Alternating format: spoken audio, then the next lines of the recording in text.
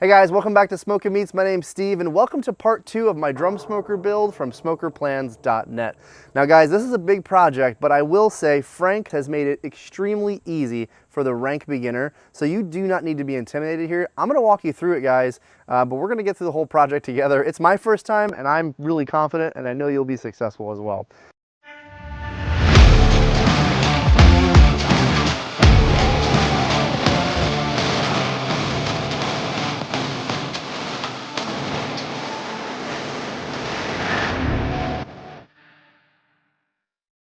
So let's jump right in. First thing you're gonna wanna have is a basic drill. Doesn't have to be a hammer drill, just a basic drill. We got a Milwaukee on the table here. And with that Milwaukee drill or any drill, you're gonna wanna have 3 drill bits. That's a 1/4 inch drill bit, a 7/32 inch drill bit, and an 1/8 inch drill bit. Now I will say with these drill bits, you're gonna wanna make sure that they are metal drill bits. Don't go and grab your wood drill bits. It will make mess of the holes. Just get a nice simple metal drill bit. The next 2 things you're gonna need is 2 different hole saws. One, the 7/8 inch hole saw here, and 2, a 2-inch hole saw. Now Frank says you could make this hole a little bigger, so if you had a 2 1/4, you'd probably be okay. But I have a 2-inch hole saw. And the most important thing when you buy a hole saw is making sure you have this center section. This is the part that goes into the drill, and it's also the part that goes through the center of your hole saw to allow it to start correctly and not walk around on you. So if you don't have that, you can buy these hole saws by themselves, but just make sure you've got the center section as well. You're gonna wanna also make sure you have a spring-assisted starter punch. This is a super cool tool. I'll put a link in the description. It really allows you to mark the barrel exactly where the hole needs to be, and I'll show you here a little example. It prevents the drill bit from walking around. So let's go ahead, and I've got a little mock-up here. This is kind of what the templates look like, but this is the spring-assisted starter punch. We're gonna go ahead and set it in the center here, and I'm just gonna put pressure, and when you hear a click, that has made a nice hole. And now I have a piece of aluminum here, but you can see that beautiful little hole that it's made, guys. That right there will allow me to take my drill bit, line it up perfectly, and it will not walk around on me. So really cool tool to have. You definitely don't need it, but it will be an important piece to kind of go faster. The next thing I want to talk about, obviously you'll need some painter's tape just to put your template on the drum itself. And in the box, Frank gives you 2 different templates. One template, which is on the table here, this is for the top of the barrel. This is kind of where your chimney is.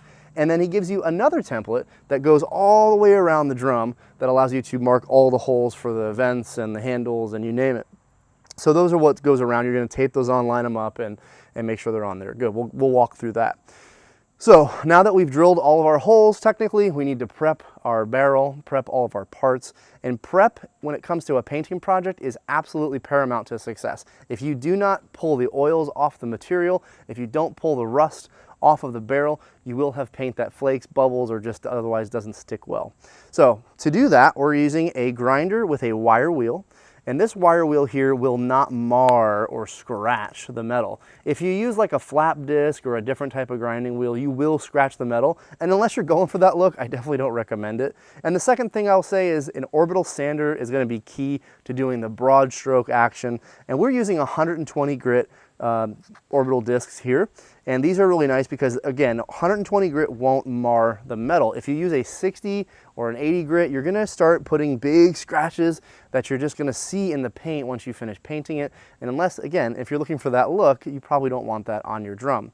So now that we've sanded all of the rust off, I will say the wire wheel also allows you to get really in the tight areas of the drum. So if you have, you know, obviously the orbital will do the big spots, but the wire wheel will come up here and get all the way up in here.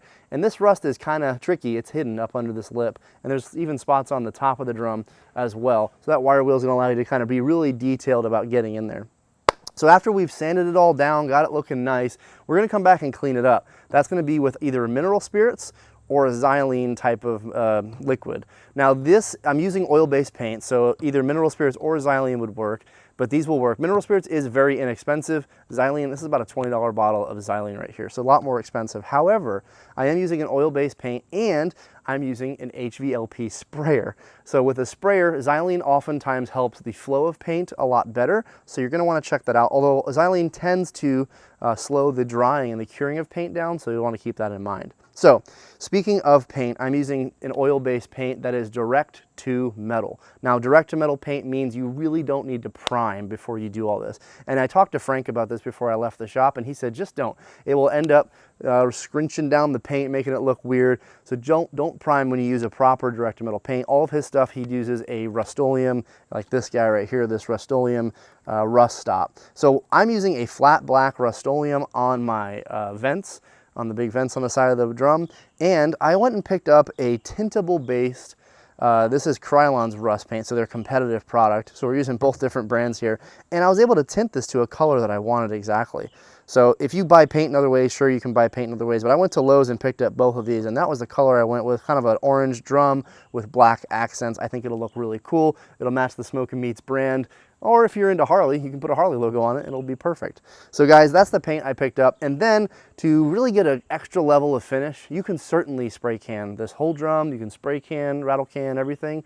But I'm using an HVLP sprayer. I'll put a link in the description for 2 different ones. This is the Avanti AV100, and we'll also have a link in there for a cheaper one on Amazon. However, I was able to pick this up at Harbor Freight for about 60 bucks. And do I expect it to last me a lifetime? Absolutely not. I hope it gets to this project, but I think it will do a great job of laying down that paint nice and evenly and giving us a much better finish overall. So this is an HVLP sprayer that plugs into the wall. You put the paint in the drum and you send it. So guys, that's pretty much everything you need to do your project, but let's get to work on the drum. Let's get to drilling. All right guys, so I'm just wrapping the template around the barrel to kick things off. We're gonna start with the bottom. I just like to wrap it around the barrel. I've taped it on one side. Just get it out of your way for now. It is a little bit awkward to deal with at first, but once you tape it to your barrel and get it kind of wrapped behind, it's much better. It is humid outside. The paper will vary on where you're at. So you want to make sure that you're using the left side of the template here, and we're starting with align with barrel seam. That's this black line right here. And we're going to make sure that that is on this manufacturing seam. Every barrel should have some sort of very clean vertical seam that you see. And all we're doing is making sure that this lines up with that. So go to the very bottom of your barrel, the left corner, and you're going to want to make sure that this lines up along the rim as well as the seam itself. So I keep flipping my paper back and forth until I get a pretty good indicator from my eyes that, hey, that, you know what, that seam is right there. So we're going to go ahead and tack that down with some painter's tape. And then I just put some other tape on here before the video. But also you can use your fingernail, guys, and you can scratch. And you can see that seam itself show up on the paper. So it's kind of a cool little tip there. You can really see it really nice and easy. So go ahead and do that, tack it all the way, and then we're gonna run it all the way around the barrel, making sure that it's level with the seam, and then we'll tape it on the other side. Now that we have the template on, there are 3 really important things to note, guys. That is that all holes on this template are 7/32 unless otherwise noted. And that if you're not using Frank's barrel, you need to make sure that the circumference divided by 4 equals 17 3/4 inches. That's a typical barrel size. That's what his template's built off of. So make sure that yours is similar. But if you're using his, not a big deal. And then lastly, these are important too. If the marking on the template is empty, that means it's a bottom hole. And if it's full, black, that means it's a top hole. Let me show you what I mean. Over here, this is a great example. Here is a filled hole, so that means that's a top hole. And it's saying this is a 1/4 inch hole. However, over here, this is an empty hole, and that is a bottom hole. So that's actually our air intake hole. I'm gonna go ahead and center punch the one over here to show you guys how I do that. And again, this is important because, you know, again, we're lining this up. This center punch needs to be perfectly on that plus, give or take. And then we're gonna hold the barrel and push, push, push until you hear the click. Okay guys, so I found a little hack here with the template.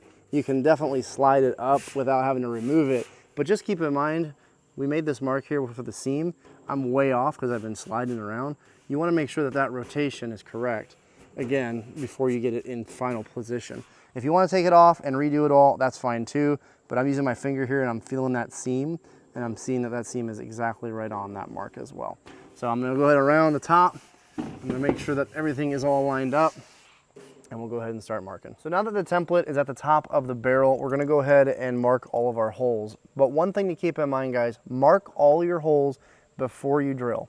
The reason for that is drilling into a paper template can oftentimes move the template or grab it or rip it, especially a hole saw. This thermometer hole is one of those good examples where when you put that 7/8 hole saw in here, you can grab that template and torque it, and if it's not taped down good enough, you may lose some of the spots. So I'm gonna go around now and mark all my holes, and then we'll come back around with the drill last.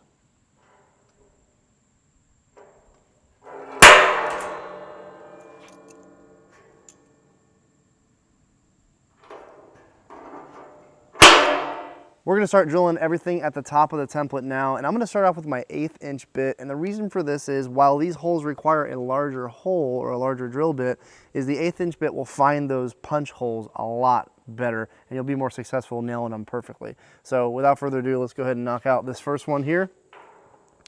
And again, this 1/8 inch, I can find that hole. You see how my drill bit's not walking, and I'm gonna go ahead and just fire it home. That's all you need to do. Then we'll go ahead and widen those holes up later. We're gonna go ahead and drill all of my other holes, and then we'll come back and finish it out.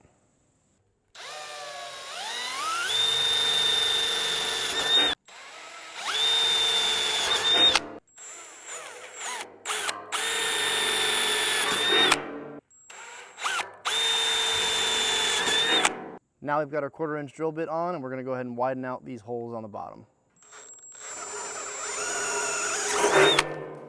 You can see there how the template really does kind of get messed up with the bigger drill bit, so really important to do what we just did. So now we got our 7/32 bit in. We're going to go ahead and do all the ones on the top. Unless otherwise noted, these are all 7/32, so we're going to do these 4 and then 4 on the other side.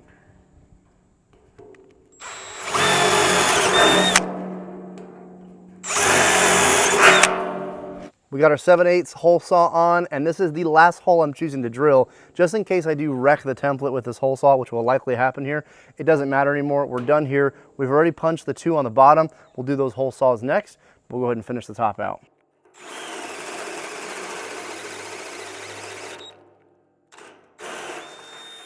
Now I'm going to go ahead and drill my pilot holes for the air intakes.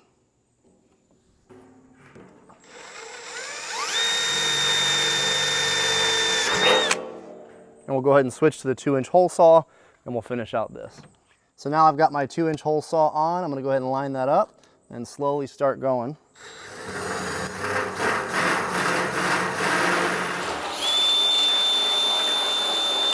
Now we're on to the top of the smoker itself, so we're gonna be drilling the chimney hole. And this is where the importance of center is key.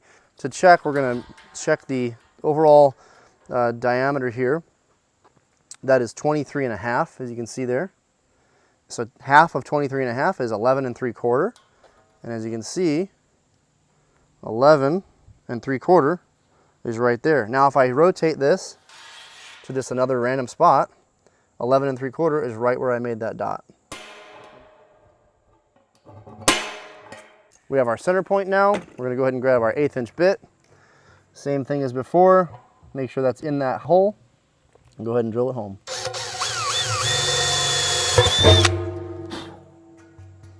All right, so now we have that. We're gonna go ahead and take our template, and I'm gonna go ahead and just off here and drill right through that, trying not to drill through my drum again. Cut myself a hole, and now I can easily find that hole and line it up there. You can also use your drill bit to drop into the hole.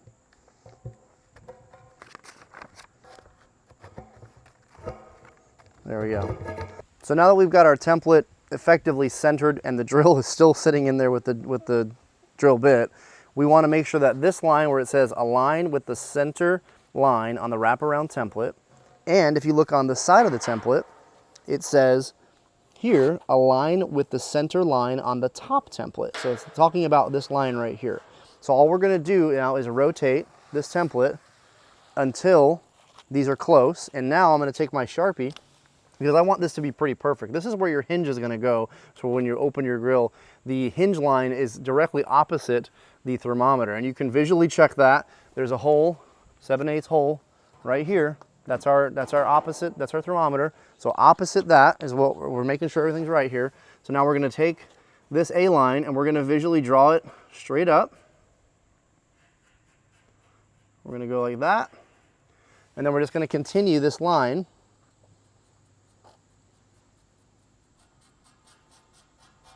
all the way, and that's going to give me a good indicator here.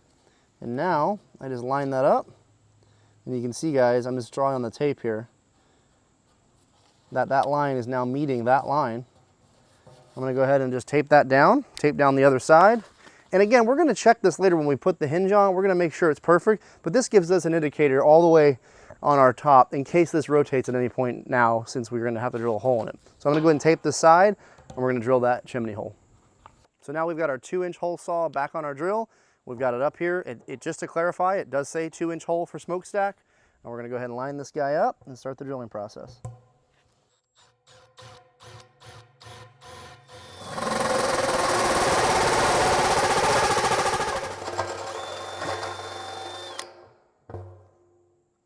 Okay, so while we're on to the next step, that is our hinge mounting. And this is a little bit more challenging because there are no marks in the template itself. But to make it easy, guys, I've kind of developed a couple of ideas for you. First idea is if you happen to own a set of center punches, they're pretty expensive, about $45 or so a set. This would actually go in that hole and mark the center position pretty well. Another option would be to use something like a Dixon Reach or a really fine felt tip pen. This is actually a really fine felt tip pen that allows you to go into a hole and draw the circle. And then, of course, you could use your spring-assisted center punch or just a punch. This isn't going to give you center, but you might be able to get it accurate in there if you punch that in. Now, I have realized that a 13/64 drill bit is the exact size of these holes, as you can see here. Really good fit. That is what I'm going to use to mark each one of my holes on the barrel side, not the top side, to mark my hinge plate. So to do that, we're going to go ahead and take our hinge. Now we've got our line drawn, and we're using this template line here. We're going to go ahead and set our hinge down, and we've already pre-assembled this. You guys can kind of see it's working. We didn't tighten it down. Obviously, we have to paint it, but we're going to go ahead and set that down. And you'll note that this arm angle really matters here. As you can see, it's not quite working, so we're going to keep sliding this up until we are flush both on the top and flush on the side of the barrel. And then at the same time, we're going to eyeball and use that line I drew to give me the center point of where this hinge needs to be. And once you have that, you can kind of hold the top down, and you can see how the side really sticks to it really well. And once we have that, we can come back with our 13/64 bit and mark each of those holes. Okay, so I've got my hinge up top nice and flat. It's also flush on the barrel. I'm putting a lot of pressure right now with my left hand. I'm taking my drill here. This is that 13/64 bit. We're not going to go all the way through here. We're just going to mark it on the barrel, right? Give us a little bit of a spot. Of course, that drill is going to give us that center point. And then I'm going to come to the diagonal opposite side, do the same thing, get that in there, and mark that as well. That should give me 2 points of contact, and I can go ahead and drill those holes appropriately. So you can see with that drill bit, I've marked this hole and this hole up here. But just to be sure and help my drill bit get perfect, I'm going to use my spring-assisted punch, and I'm going to line that up. Again, do the same thing as before. Hit the barrel. Same thing in this hole here. Hit the barrel. And now I'm going to come back with my 7/32 drill bit, and we're going to go ahead and drill those holes.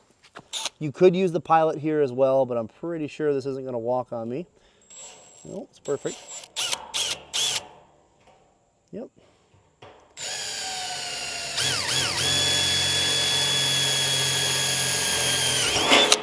Got one.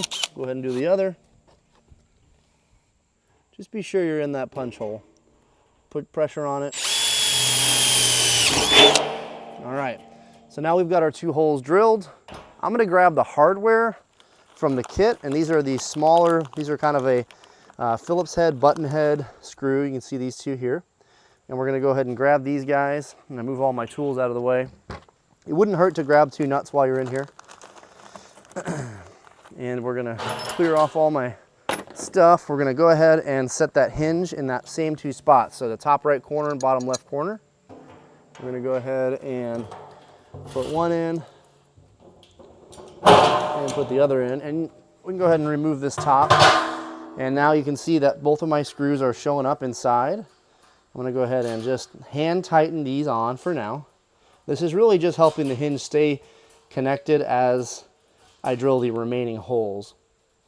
So obviously that's there, we're good there. And we can double check, guys.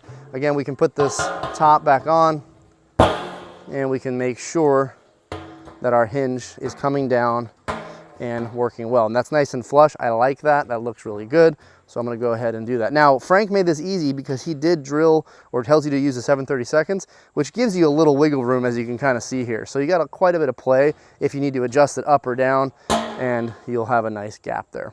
Okay, so we've got our hinge on the side of the barrel, and now we're going to go ahead and use our, this is our 13/64 bit again. Again, that's the perfect fit, and we're just gonna go ahead and send this all the way through. And I'm gonna go ahead and drill the top right and the bottom left again.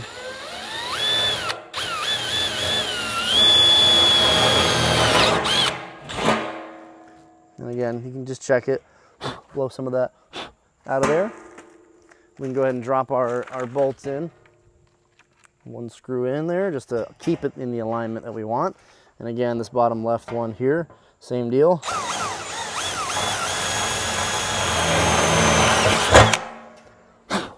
And we're just ensuring alignment as we go along the process. And those are in. Now we'll nut them on the bottom so we can tighten this up and we can finish drilling the rest of the holes. Okay, so we got the hinge mostly on, and now we're just gonna test and make sure everything works smoothly. We're gonna go ahead and pull that up. There you can see our nice backstop. Go ahead and set that back down. Everything seems to be sealing on the drum itself. And yeah, we're in line with the thermometer. We're in line where we're supposed to be. So let's go ahead and drill the remaining holes. Again, using this 13/64 bit, get to finish it up.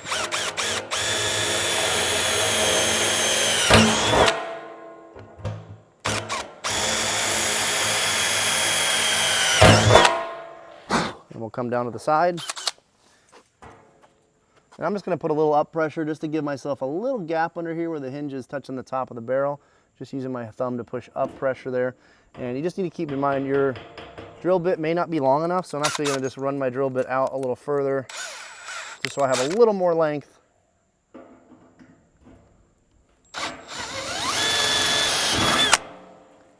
Same thing on this side, keeping that pressure on.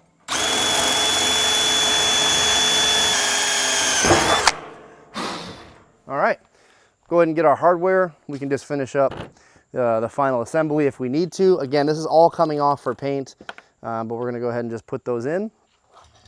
We'll just start pulling the barrel up. Looks like I dropped the nut down there, that's all right.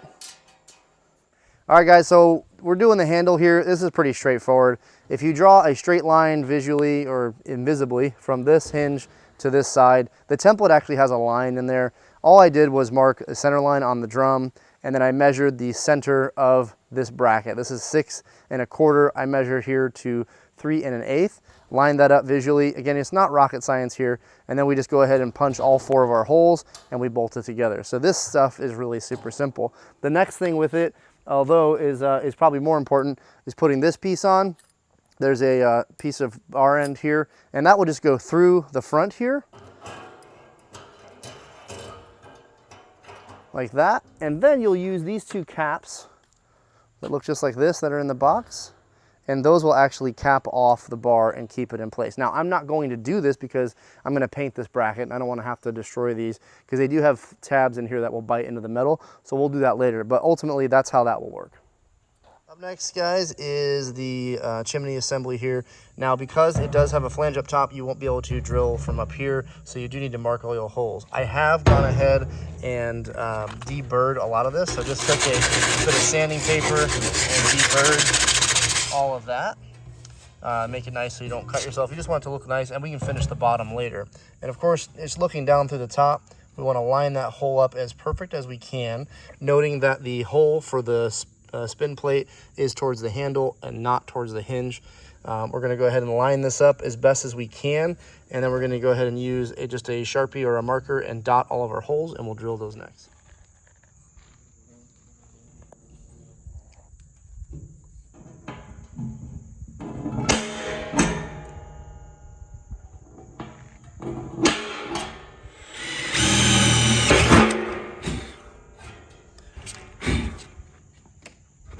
Deburr them on the bottom before I finish bolting it up, And you'll definitely want to sand that up too to clean that part up now.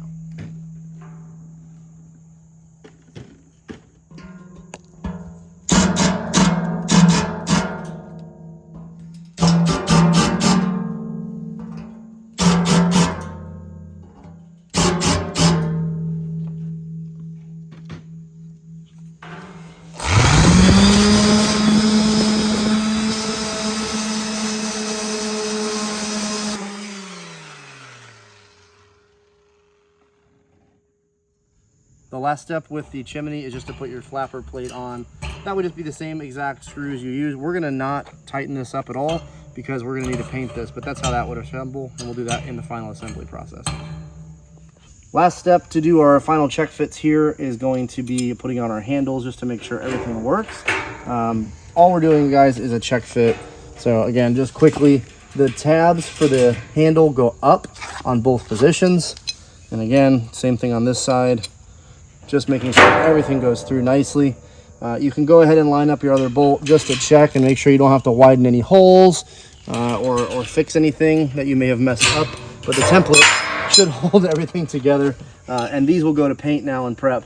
And our handle will just go in there, and we'll do one on the other side as well, but we're not going to assemble that now. All right, guys, so we're on to the last bit of the kind of prep assembly. We need to put the side plates on, the vents on. These are just done through the self-tapping screws. And that would require a 5/16 nut driver, which we have now in our drill. And we found these little magnets here. These kind of stick to the barrel. They're about a 1/2 inch in diameter. And in the manual, they want you to space the bottom of this off the bottom of the barrel about a 1/2 inch. And so all you need to do is line and get the center of this unit on the center of that. So we'll go ahead and just line this up by eye. It doesn't have to be perfect, but it does, you want it to look nice. So we'll get that nice and centered. And I'm using those magnets as kind of my base plate. You can see in there, I'm pretty centered up with that hole. We'll go ahead and just rest this against, and this is beautifully cut so it rests against the barrel nicely. And then as I'm holding that, I'll go ahead and grab my drill. And again, this drill has a 5/16 nut driver bit on it. And we're just gonna go ahead and ram home the first one up top here. These are self-tapping. So once you get it lined up with the barrel, hold everything in place.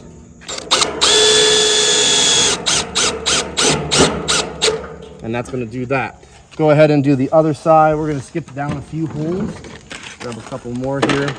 And again, these are all coming off for paint. So we're going to go ahead and do this side real quick. Hold it up against the barrel. Make sure you're still on your magnets down here. Looks like we're doing pretty good. Yep. Hold that in place. Boom, right in. So you can go down. You don't have to do all of them, but if you are going to be doing this and you are going to be painting, you run the risk of chipping paint if you don't have these all pre-drilled.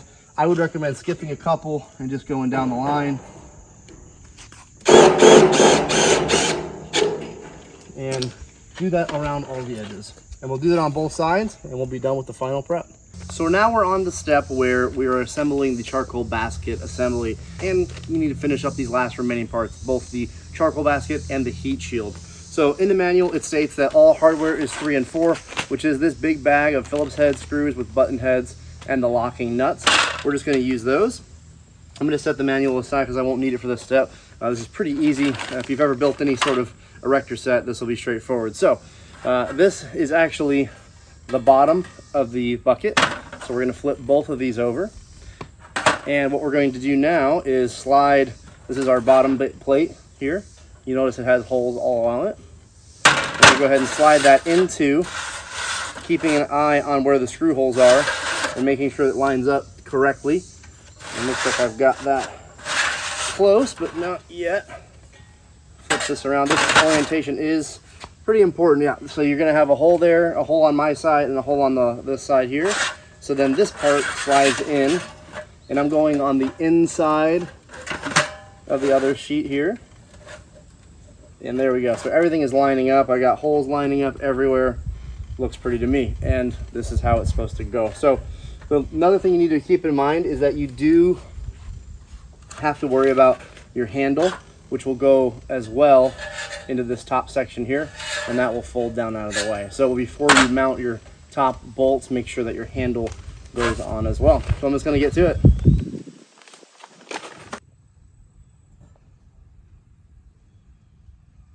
Okay guys, that's the complete charcoal basket. Nice and sturdy, really nice design. Great job, Frank. Again, nice good tension here, doesn't flop around. You set it how you like, I set it how I like, so that's totally a personal preference. And the last thing is this laser etched or laser cut steel here. This is what your charcoal will actually sit on, and this will go inside the basket. You just have to feed it in, drop it in, and you're good to go. That, guys, is a completed charcoal basket. Last but certainly not least, we're going to be assembling our heat shield, or he calls it the heat plate inside the manual. Again, same baggie of hardware. You're going to be using 12 bolts, 12 nuts of each. And keep in mind, it doesn't matter really how you assemble this, as long as you assemble it with all the holes here, these guys, on the bottom. Don't alternate so you have holes on top and bottom. You want the holes to be all the way around the bottom. So let's get to work.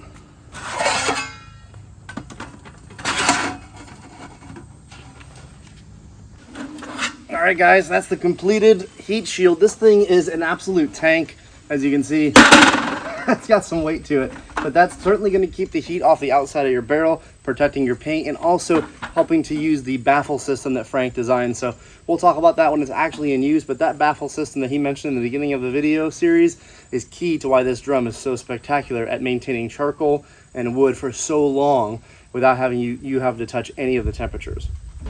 Okay guys, so moving into the paint process, I did use two major tools here. One, obviously the orbital sander. I think this is about 220 grit sandpaper.